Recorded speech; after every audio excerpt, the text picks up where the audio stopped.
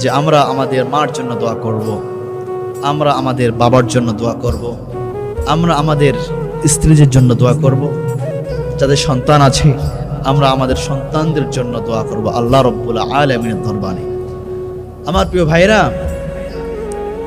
আপনি আপনার বাবার কাছে একটা জিনিস বারবার আবদার করবেন, আপনার বাবা রাগ হয়ে যাবে।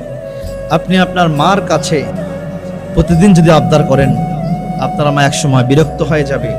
আপনি আপনার স্ত্রীর কাছে যদি একটা জিনিস প্রতিদিন আবদার করেন, আপনার স্ত্রী একসময় তার ধৈর্যহারা হয়ে যাবে, রাগান্বিত হবে আপনার প্রতি। কিন্তু আল্লাহ রাব্বুল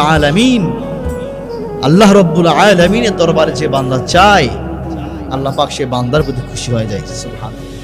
আর যে বান্দা আল্লাহ রাব্বুল আলামিনের কাছে চায় না, প্রার্থনা করে না, দোয়া করে না, আল্লাহ পাক সে বান্দার প্রতি রাগান্বিত হয়ে যায়।